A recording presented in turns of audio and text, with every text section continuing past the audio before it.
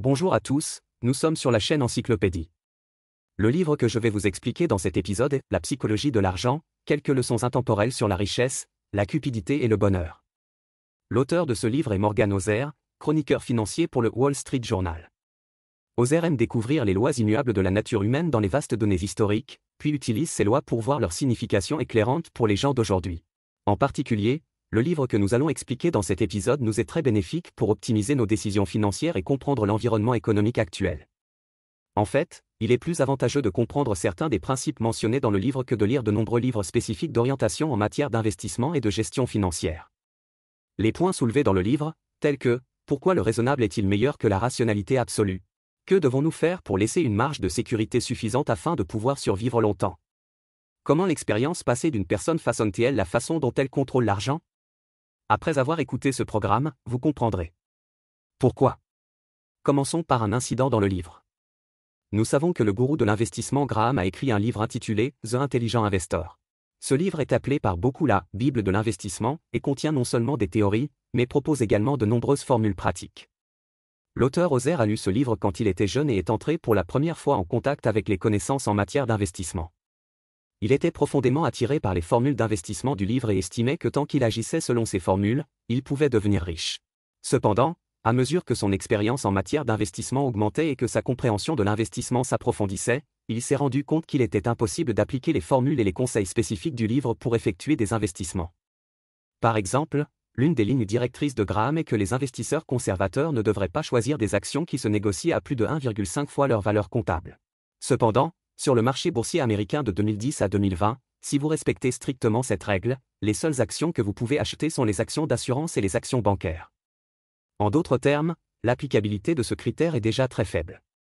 De plus, si nous suivons attentivement le processus de révision du livre The Intelligent Investor, nous constaterons qu'entre 1949 et 1972, Graham a révisé les formules du livre 5 fois. Alors, en 1972, était-il finalisé ? Non, c'est juste qu'après cette année, sa santé s'est détériorée et il ne pouvait plus changer. Réfléchissons quelle sera l'utilité de ces formules en 2023 ? Et 2050 ? Les connaissances et les formules spécifiques contenues dans de nombreux livres d'investissement et de gestion financière sont en réalité ainsi et sont très limitées en termes de temps et d'espace. Par conséquent, l'auteur Housel estime que nous devrions accorder plus d'attention à la compréhension de certaines choses d'importance universelle, telles que l'avidité et la peur qui existent dans la nature humaine, les performances psychologiques des gens face au stress et le processus de réparation psychologique après que les gens ont subi une stimulation, etc. Housel dit qu'il aime une citation de Voltaire, « L'histoire ne se répète jamais, mais les humains, oui ». Il pense que cette citation s'applique particulièrement à notre comportement avec l'argent.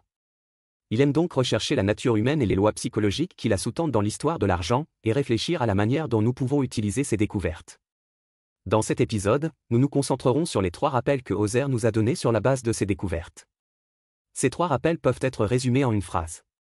1. Le caractère raisonnable vaut mieux que la rationalité absolue. 2. Si vous voulez survivre à long terme, vous devez vous laisser une marge de sécurité suffisante. 3. La façon dont une personne gère son argent est façonnée par ses expériences passées.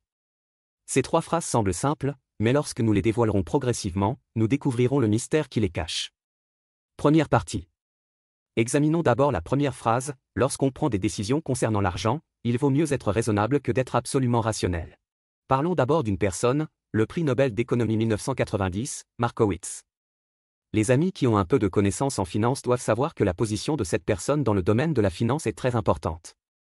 La théorie du portefeuille d'actifs qu'il a proposée dans les années 1950 a pour la première fois placé l'investissement dans un cadre quantitatif et a été appelée la « théorie du Big Bang » de la finance. Avant qu'il propose cette théorie, personne ne savait comment mesurer ou calculer le risque d'investissement. Mais la théorie de Markowitz consiste à transformer un concept abstrait en une variable calculable. Le cadre analytique qu'il a créé peut aider les gens à calculer un portefeuille d'actifs avec un risque minimal et des rendements maximaux. Ce portefeuille peut comprendre des actions, des obligations, des matières premières, des devises, etc. On peut dire que cette théorie a créé l'industrie moderne de l'analyse des investissements. Parce qu'avant cela, les gens pensaient qu'investir était un art. Par exemple, comme nous l'avons mentionné au début, Graham, le père de l'investissement de valeur, est comme un « maître d'art » qui étudie les actions individuelles, mais après la publication de la théorie de Markowitz, les gens ont compris que l'investissement n'est pas seulement une question d'analyse. Un seul actif est également un processus visant à trouver la meilleure combinaison, ce qui nécessite des calculs et des analyses globaux à grande échelle et un calcul minutieux. C'est également ce que de nombreuses élites de Wall Street ont fait jour et nuit. Depuis que Markowitz a créé cette théorie, il a dû faire du bon travail en analyse quantitative des investissements, n'est-ce pas? A-t-il soigneusement conçu un portefeuille d'actifs diversifié pour lui-même? Quelqu'un a en fait demandé à Markowitz, comment investissez-vous? En conséquence, Markowitz haussa les épaules et dit, c'est très simple, j'achète juste la moitié des obligations et la moitié des actions. Pourquoi le père des portefeuilles d'actifs a-t-il conçu un portefeuille aussi simple? Markowitz a expliqué, je peux imaginer à quel point je serais bouleversé si le marché boursier continuait à baisser et que j'investissais tout mon argent, je peux aussi imaginer à quel point je serais bouleversé si le marché boursier continuait à monter mais que je n'y participais pas. Quel regret! Mon principe d'investissement est donc de minimiser vos regrets futurs. C'est donc très intéressant. Il y a un dicton, ne regardez pas ce qu'une personne dit, regardez ce qu'elle fait. Markowitz a proposé un cadre analytique absolument rationnel, qui a été utilisé par un grand nombre de personnes, cependant, lorsqu'il s'agissait de lui-même, il a abandonné ce cadre et a utilisé un autre ensemble d'idées. Pourquoi? Tout simplement parce que c'était un choix confortable et raisonnable pour lui. Alors pour nous, qu'est-ce qui constitue une décision d'investissement raisonnable? Bien sûr, les détails varient d'une personne à l'autre, mais il y a un dicton dans le livre selon lequel un plan d'investissement raisonnable doit être celui qui nous permet de dormir paisiblement la nuit. En matière d'investissement, le principe est de ne pas laisser vos positions et stratégies affecter votre sommeil. Buffett a également déclaré quelque chose de similaire. En 2008, il avait déclaré lors de l'Assemblée des actionnaires de Berkshire, « Même si je dois faire un choix, je n'échangerai jamais une bonne nuit de sommeil contre un revenu plus important. » Une opportunité. Cela a également du sens pour lui. Alors pourquoi dit-on que le caractère raisonnable vaut mieux que la rationalité absolue dans les décisions d'investissement? C'est simple, parce que c'est logique, vous pouvez vous y tenir. La rationalité absolue part d'un calcul froid, mais le caractère raisonnable prend en compte les facteurs humains. Si nous voulons adhérer à une stratégie, nous devons compter sur des personnes vivantes pour la mettre en œuvre, nous devons donc tenir compte des sentiments des gens. Tout comme pour perdre du poids, il est très rationnel d'insister sur une alimentation saine et de faire de l'exercice tous les jours. Vous perdrez du poids plus rapidement, mais en même temps, c'est aussi très douloureux et il est facile d'abandonner à mi-chemin. C'est pourquoi certains préparateurs physiques vous suggérera d'ajouter un jour de repos à la semaine, de faire une journée gourmande, ou de manger une ou deux bouchées supplémentaires de vos collations préférées chaque jour au petit déjeuner. Une raison très importante pour cela est que cela a du sens et peut vous aider à mieux persister. Mais on pourrait dire que si certaines personnes aiment simplement manger sainement et faire de l'exercice tous les jours, cela ne leur sera pas douloureux. Oui, si c'est le cas, ce mode de vie aurait du sens pour eux. Comprendre cela nous aide en fait à formuler des stratégies d'investissement. Vous voyez, beaucoup de gens diront que dans le domaine de l'investissement, il est difficile d'adhérer à une vision à long terme et qu'en cas de fluctuation, ils ne peuvent s'empêcher de vouloir se retirer. L'auteur donne une explication intéressante à ce phénomène, il estime que cela est souvent dû au fait que nous n'aimons pas assez nos objets de placement ou nos stratégies d'investissement. Par exemple, vous investissez dans une entreprise parce que vous pensez qu'elle a de bonnes perspectives, mais son domaine d'activité ne vous intéresse pas. Ainsi, si tout se passe bien après avoir investi, vous vous sentirez peut-être bien, mais une fois que les choses empirent, il s'avère que vous avez perdu de l'argent sur des projets qui ne vous intéressent pas. Il vous sera alors plus facile de faire demi-tour et de vous déplacer vers d'autres domaines. Cependant, si vous êtes très intéressé dès le début par l'objet d'investissement et estimez que la mission, le produit, l'équipe et la technologie de cette entreprise vous conviennent parfaitement, même si ses revenus diminuent temporairement ou tombent dans un creux, car vous si cela vous intéresse, si votre croyance et votre amour sont toujours là et que vous sentez que vous utilisez au moins votre argent pour faire quelque chose de significatif, vous serez plus susceptible d'être prêt à vous y tenir pendant un certain temps. En outre, vous entendrez peut-être dire que de nombreux professionnels suggéreront que pour la plupart des investisseurs ordinaires, investir dans un fonds indiciel à grande capitalisation offrira de meilleurs retours sur investissement que d'investir seul en bourse. L'auteur de ce livre partage également ce point de vue, et c'est effectivement ainsi qu'il investit dans sa propre famille. Cependant, l'auteur a également déclaré que d'un point de vue raisonnable, ce plan ne convient pas à tout le monde. Parce que beaucoup de gens ont leurs propres préférences en matière d'investissement. Par exemple, un investisseur que l'auteur connaît investit principalement dans des fonds diversifiés, mais il détient également un petit nombre d'actions. Il a dit qu'il achète des actions non pas parce qu'il pense que n'importe quelle action peut surperformer le marché, mais parce qu'il aime les actions, aime étudier les actions et aime l'excitation de suivre les hausses et les baisses des prix. Détenir alors certaines actions est pour lui un choix raisonnable, et il est plus facile de s'y tenir. De plus, je me suis souvenu que dans le livre « Ce que mon père Buffett m'a appris », le fils de l'investisseur en actions Buffett a déclaré que depuis qu'il était enfant, il avait vu son père plonger chaque jour dans l'étude des états financiers de diverses entreprises, regardant pour ses valeurs sous-estimées, la dépression, qui ne s'en lasse pas. Même s'il a ensuite gagné beaucoup d'argent et est devenu un « dieu des actions », Buffett était toujours inébranlable, portant un pantalon kaki et travaillant 6 jours par semaine. Parce qu'il aime beaucoup faire ces choses. Pour d'autres, l'investissement axé sur la valeur est peut-être un concept d'investissement qui demande de la persévérance, mais pour Buffett, c'est sa passion. L'auteur a dit que si vous lisez seule la phrase « Faites ce que vous voulez », vous pourriez vous sentir un peu vide, mais vous devriez l'utiliser comme une stratégie pour pouvoir aller plus loin sur un certain chemin. Constate que son effet est très magique et puissant. La seconde partie. Ce dont nous venons de parler, c'est que lorsque l'on prend des décisions concernant l'argent, il vaut mieux être raisonnable que d'être absolument rationnel, ce qui vous permettra de vous y tenir plus facilement. Mais quelle est la signification de cette persistance? Ici, il y a deux réponses directes. Premièrement, cela peut améliorer le taux de réussite de votre stratégie d'investissement. L'auteur de ce livre a compilé des recherches universitaires et a constaté que, bien que les chercheurs aient certaines différences dans la mesure du rendement des investissements, par exemple, certains étudient le taux de rendement et d'autres étudient comment une stratégie d'investissement peut rapporter de l'argent sur une certaine période de temps. Ils ont montré une cohérence relativement forte dans une conclusion de recherche, à savoir qu'un facteur très important affectant la performance du retour sur investissement est de savoir si vous pouvez respecter votre stratégie d'investissement pendant une longue période, même en période économique. Par exemple, certains chercheurs ont découvert que sur le marché boursier américain, la probabilité qu'une stratégie d'investissement puisse vous aider à gagner de l'argent en un jour est d'environ 50%, et la probabilité de gagner de l'argent en un an est de 68%. Est étendue à 10 ans, la probabilité de gagner de l'argent atteint 88%, et peu importe la durée, ce nombre augmentera. En plus d'améliorer le taux de réussite des stratégies d'investissement, la persévérance a un autre sens, celui de permettre à la marge d'intérêt composée de montrer sa puissance. Nous savons tous que les intérêts composés ne reposent pas sur des rendements énormes, mais sur une accumulation continue de rendements à long terme. Le pouvoir des intérêts composés n'apparaîtra que si vous donnez à votre patrimoine le temps de croître d'année en année. C'est comme planter un chêne, il ne changera pas beaucoup en un an, changera considérablement en 10 ans et deviendra un arbre imposant dans 50 ans. C'est ce que signifie la persévérance. De ce point de vue, les facteurs qui vous permettent de rester plus longtemps sur le terrain renforcent vos avantages.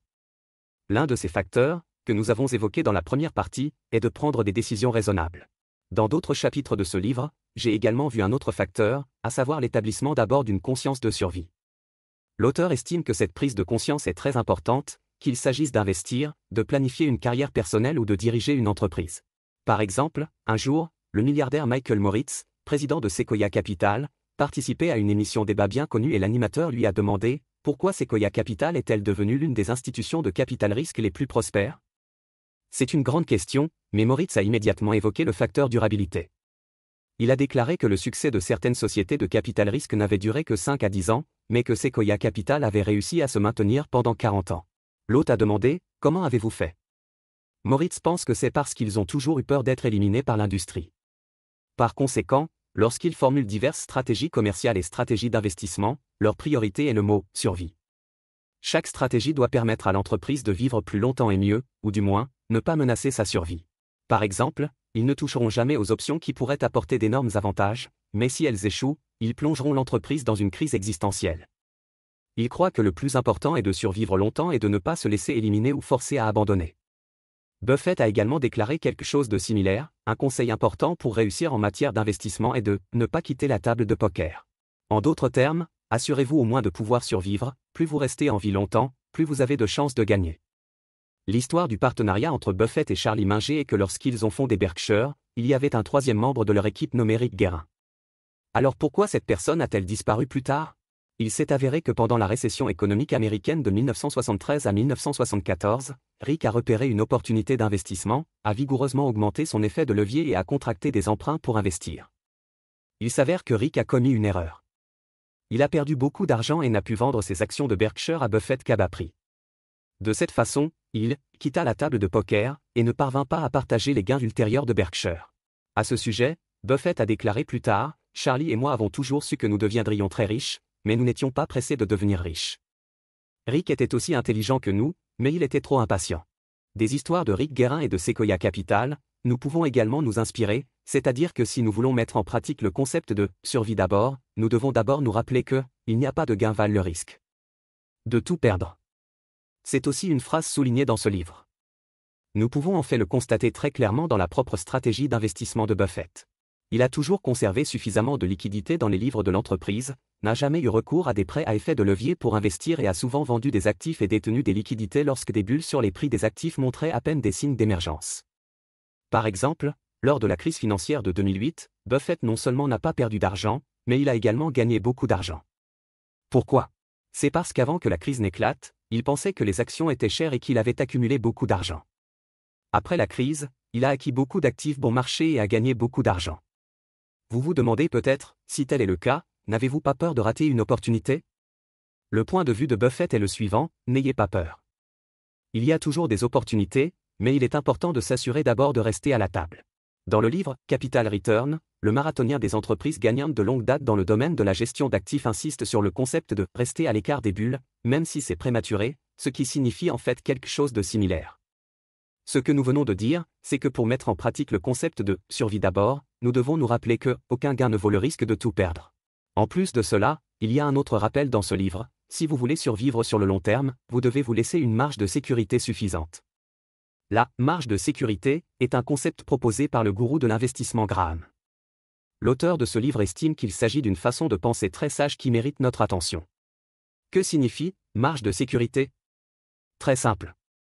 Par exemple, vous pensez qu'une entreprise vaut 10 $ et que son prix actuel sur le marché est de 9 $. Vous décidez de ne pas entrer sur le marché et d'attendre un peu, 2 jours plus tard, le marché donne soudainement un prix de 7 $. Vous avez décidé de entrer. Ainsi, comparé aux 10 $ auxquels vous vous attendiez, soit 7 $, les 3 $ réduits représentent la marge de sécurité dans votre esprit. Laissez une marge de sécurité suffisante, ce qui signifie fixer ce nombre le plus grand possible. Par exemple, si cette entreprise vaut encore 10 $, vous entrez sur le marché lorsque le prix du marché est de 9 $. Mais ensuite, le prix du marché a beaucoup baissé, jusqu'à 6 $. Alors votre mentalité peut être très instable en ce moment.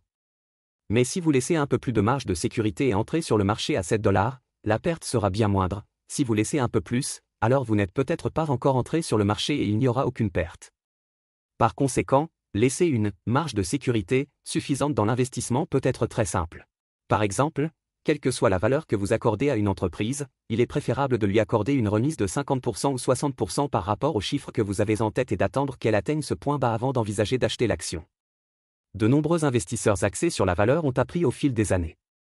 Bien entendu, l'idée de laisser une marge de sécurité suffisante ne se limite pas à l'investissement.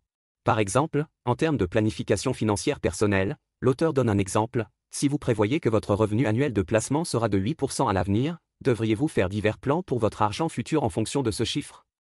Vaut mieux pas. Une meilleure approche consiste à effectuer une remise sur la base des attentes afin que le plan que vous élaborez puisse être réalisé même lorsque le taux de rendement n'est que de 4 à 5%. Dans la vie, il existe de nombreuses formes de marge de sécurité, comme des horaires plus souples, des plans flexibles, des plans pour faire face à des situations inattendues, et toujours un budget avec une marge suffisante, etc. L'auteur a déclaré que bien souvent, nos plans ne se réalisent pas parce que nous avons regardé dans la mauvaise direction, mais parce que nous n'avons pas laissé suffisamment de marge de sécurité. Tout comme beaucoup de gens ont raison sur la tendance à long terme des cours des actions, mais ils tombent dans des fluctuations à court terme parce qu'ils n'ont pas suffisamment de réserves dans leur livre. Bref, dans un monde plein d'incertitudes et de signes noirs apparaissant de temps en temps, personne ne peut garantir que ces prédictions seront toujours exactes. Et laisser une marge de sécurité suffisante, c'est laisser suffisamment de place à l'erreur dans notre survie. Même si vous faites quelques erreurs, vous ne quitterez pas le jeu avec une défaite. La troisième partie. Nous avons parlé plus haut des deux rappels que ce livre nous fait, à savoir, le raisonnable vaut mieux que la rationalité absolue, et aussi, si l'on veut survivre longtemps, il faut se laisser une marge de sécurité suffisante. Dans la partie suivante, parlons du troisième rappel, qui nous est très utile pour comprendre le comportement des autres et les changements environnementaux, à savoir, la façon dont une personne gère l'argent est façonnée par ses expériences passées. L'expérience nous façonne, ce qui est très courant dans la vie. Par exemple, les personnes qui ont vécu une vie difficile et qui n'ont pas bien mangé lorsqu'elles étaient jeunes ont tendance à être plus intéressées à manger lorsqu'elles grandissent. Les personnes qui ont subi une trahison dans leur relation ont tendance à être plus prudentes et méfiantes à l'égard de leur partenaire. Etc. Lorsqu'il s'agit d'argent, l'effet déterminant de l'expérience est également évident. Par exemple, des recherches ont montré que les personnes qui gagnent de l'argent dès leur entrée en bourse sont moins disposées à réduire leurs pertes et à arrêter les pertes lorsqu'elles subissent des pertes plus tard, et celles qui perdent de l'argent dès leur entrée en bourse sont plus susceptibles de subir des pertes plus tard. Il est plus facile d'admettre que vous vous trompez et d'arrêter les pertes à temps. En 2006, deux économistes du National Bureau of Economic Research ont mené une étude approfondie sur la manière dont les Américains gèrent leur argent. Ils ont constaté que les décisions d'investissement tout au long de la vie d'une personne sont largement déterminées par ses expériences de vie, en particulier celles vécues au début de l'âge adulte, dans la vingtaine. C'est également plus facile à comprendre, car à cet âge, les gens ont tout juste traité les problèmes d'argent de manière indépendante et ont juste pris conscience de l'environnement économique extérieur. Par exemple, ces deux économistes ont découvert que si une personne a un taux d'inflation élevé dans l'économie lorsqu'elle est jeune, elle investira moins d'argent en obligations au cours de sa future carrière d'investisseur. Si une personne est jeune, elle investira moins en obligations. À cette époque, c'était la période de boom du marché boursier, il investirait donc plus d'argent dans les actions au cours de sa carrière d'investisseur. Le Financial Times a un jour interviewé un célèbre gestionnaire d'obligations nommé Bill Gross. Gross a déclaré que s'il était né 10 ans plus tôt ou 10 ans plus tard, il ne ferait peut-être pas la carrière qu'il fait actuellement. Parce que lorsqu'il était jeune, il a rattrapé l'effondrement des taux d'intérêt et le prix des obligations s'est envolé. Cela a grandement influencé la perception qu'avait Gross des opportunités d'investissement. Selon lui, les obligations sont des machines à imprimer de l'argent. Cependant, le père de Gross appartient à une génération qui a grandi dans un environnement de forte inflation. Pour eux, les obligations ne sont pas des machines à imprimer de l'argent, mais des broyeurs de richesse. À ce stade, nous avons utilisé quelques exemples pour mieux comprendre que la façon dont une personne gère son argent est façonnée par ses expériences passées. Alors, quelle inspiration pratique cette phrase peut-elle nous donner? Je pense que ce sont ces deux phrases. La première phrase, ce qui est incroyable à vos yeux peut être raisonnable aux yeux des autres. D'après ce que nous venons de dire, nous devrions être capables de sentir clairement que différentes personnes ont des époques de naissance différentes, des expériences de croissance différentes, des environnements sociaux et économiques différents, et même une chance différente, ce qui conduira à leurs attitudes différentes à l'égard de l'investissement et de l'argent. Il y a une grande différence dans les perceptions et les attitudes. Pour cette raison, parfois, lorsque nous voyons la décision financière de quelqu'un d'autre, nous pouvons penser qu'elle est irrationnelle, mais en fait, du point de vue de sa propre expérience, elle peut être raisonnable. De plus, si vous voulez essayer de le persuader de changer d'avis, cela peut être difficile, car chacun préfère croire à sa propre expérience personnelle plutôt qu'à la persuasion des autres. L'auteur estime qu'en matière d'argent, peu de gens perdent vraiment la tête, c'est juste que chacun de nous a des raisons différentes. Il y a une autre inspiration que nous pouvons tirer de cette partie du livre, à savoir, l'environnement est une variable rapide, mais le cœur humain est une variable lente. Les personnes qui ont connu des tremblements de terre ou des inondations seront plus prudentes, celles qui ont connu des récessions seront plus enclines à réduire leur consommation et à accroître leur épargne, celles qui ont connu des faillites et du chômage seront moins disposées à prendre des risques. L'impact du changement va et vient, mais les traces qu'il laisse dans le cœur d'une personne dureront longtemps. À la fin des années 1990, avant et après la crise financière asiatique, on a observé que la proportion des liquidités des entreprises dans 8 pays d'Asie de l'Est avait augmenté rapidement. Pourquoi? Parce que la trésorerie est reine, c'est ce que les entrepreneurs ont appris pendant la crise. 10 ans après la crise, les liquidités des entreprises étaient 2 fois plus élevées qu'avant la crise. Est-ce parce que les habitants des pays d'Asie de l'Est sont plus conservateurs? Non, l'Asie de l'Est n'est pas un cas particulier, des phénomènes similaires se sont produits dans de nombreux pays du monde. Par exemple, après la crise financière de 2008, le taux d'épargne a continué de croître aux États-Unis pendant 10 ans, au Royaume-Uni pendant 6 ans et dans l'Union européenne pendant 4 ans. Un spécialiste de la finance appelle cela l'effet cicatrisant. Parce que le cœur humain est une variable lente. Les cicatrices d'une immense économie sont formées par les cicatrices laissées sur le cœur d'innombrables individus microscopiques. L'impact va et vient, mais les cicatrices qu'ils laissent mettent du temps à se réparer. Dans une telle période, alors que les acteurs économiques réparent leurs propres cicatrices intérieures, ils doivent sans aucun doute également s'adapter à la période de réparation de l'environnement extérieur. Comment s'adapter? Par exemple, les décisions d'investissement personnel devraient adopter l'idée de réflexion garantie et allocation diversifiée. Une allocation diversifiée signifie, dans la mesure du possible, diversifier les classes d'actifs, les devises, les périodes d'investissement et les méthodes d'investissement que vous possédez. La réflexion axée sur les résultats signifie qu'une partie des actifs doit être utilisée pour protéger les résultats et qu'aucun compromis excessif ne doit être fait en termes de rendement. Par exemple, vers 2022, certaines personnes ont acheté beaucoup d'or physique et de produits d'assurance de protection. Ces décisions n'ont pas été prises dans un but lucratif, mais pour garantir et construire un filet de sécurité pour leur richesse personnelle. En outre, par exemple, en termes d'activité commerciale, dans une période de ralentissement de la croissance et d'incertitude accrue, poursuivre aveuglément l'expansion de l'entreprise risque de conduire à une entreprise trop grande mais pas trop forte. Dans une telle période, les espèces qui peuvent bien survivre ne sont probablement pas des géants comme les dinosaures et les baleines, mais des espèces intelligentes comme les moineaux qui peuvent rapidement trouver de nouvelles niches écologiques. Bref, dans un environnement qui a subi des chocs et qui répare des cicatrices, qu'il s'agisse d'une ville, d'une entreprise ou d'une personne, il a besoin d'un pouvoir de guérison. Ce que nous pouvons faire, c'est garder un cœur tenace pour comprendre les nouvelles conditions climatiques et le nouvel environnement pédologique, pour nous adapter, survivre et évoluer. Même si le cœur des gens est lent, le temps est aussi long. Ce qui est mentionné ci-dessus constitue le contenu clé de ce livre. Nous espérons que notre explication pourra aider tout le monde à comprendre la richesse, à comprendre le cœur des gens et à comprendre l'environnement économique dans lequel nous vivons. C'est la fin de ce programme, quelles sont vos différentes opinions à ce sujet? Bienvenue à laisser un message pour discuter avec tout le monde. Et, si vous aimez notre chaîne, abonnez-vous à nous. Ah, n'oubliez pas de l'aimer.